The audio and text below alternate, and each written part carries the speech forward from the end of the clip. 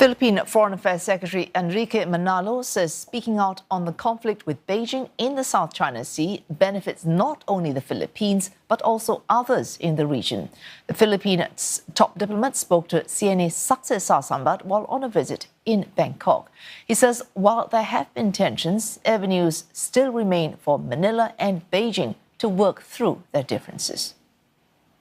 I think it's helped quite a lot because we've been able to, we hope, create greater awareness of our position that it's important that countries abide by international law and they wish to settle disputes peacefully. And the thing is, we have international law. We have the UN Convention on Law of the Sea, which has been agreed to by hundreds of countries, so we should all live up to it. And I think by speaking out like that more and more, more countries are now realizing that maybe it's time we really look seriously and see how we implement faithfully the UN Convention on Law of the Sea.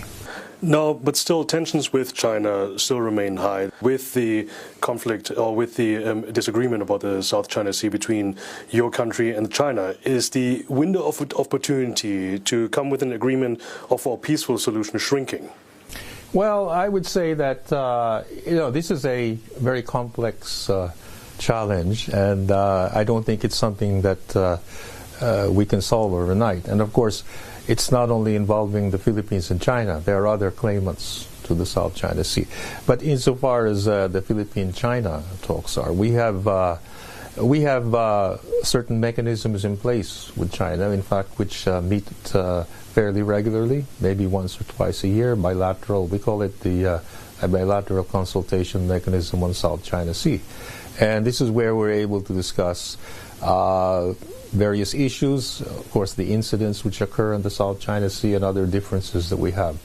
The aim is to see how we can manage them peacefully, etc. And that's the road that we're committed to. But as you mentioned, in the past year, we have unfortunately experienced a number of incidents which have affected our vessels. They have been rammed. There has been water cannoning. Some of our fishermen have been shooed away from their traditional fishing area. So these are challenges which we have consistently taken up with China to see how we can address it.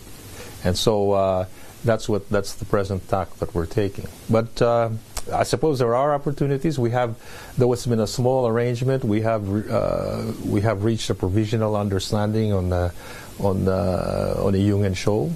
Of course, that's only a small piece of the whole picture. So there's still a big area there where we have to continue discussing. Defense ties that you're seeking with other countries such as Japan and South Korea. How do these partnerships actually contribute? In the case of Japan, we've recently we've signed a reciprocal arrangement agreement. It's not purely, of course, it involves a defense and military angle, but there's also an economic angle. And in this way, we are promoting our security not only in terms of defense and military, but also economic security by increasing our economic cooperation. Similarly with Korea, we're also in talks there. With Australia, we are now also, and even New Zealand, we are also talking in a similar manner. And the cooperation we're looking at is not purely on defense and military, but a lot also on enhancing our economic cooperation. And the same is true in the trilateral arrangement we have, or vision statement that we adopted with Japan and the United States. If that statement is, a large part of that statement consists also of how to promote economic cooperation and security. So we're looking at security from the broadest aspect here, and that's how it strengthens us. Since you are seeking out more partners in these many ways, including economically, is that also a way of pivoting or de-risking from China as well? Well, I wouldn't try and say what we're doing it's not because of China. I think we're concerned with our own national security needs, our own national interests, and our independent foreign policy, which is to reach out to all countries who wish to cooperate with us. And it seems many countries have the same policies now, especially with the situation, the geopolitical situation, not only in our region, but of course, in Europe, and we have in the Middle East. And I suppose countries now are realizing the importance of increasing your ties with your partners and friends, because those who share your own views or approaches, I think it's important that we work together. So in many ways, you're addressing your security concerns and at the same time ensuring your resilience and ability to adapt to unforeseen circumstances. Now we have been talking about China. Another country that where relations are very different are the United States. You have a mutual defense treaty since 1951. Do you see any impact of the forthcoming presidential elections? I think it has withstood the test of time. It has gone through various types of situations, geopolitical situations, and the ties between the United States and the Philippines are quite strong and quite broad and deep. And I think they're well established.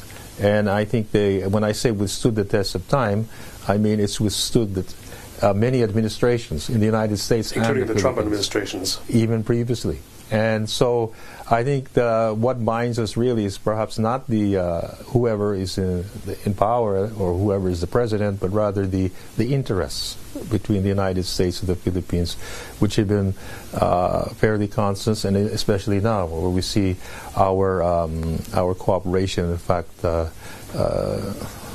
more enhanced than it's been in recent years.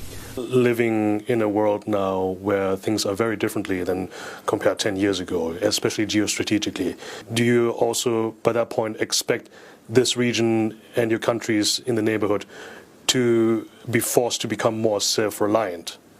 Well, I think we certainly want to promote our own national security.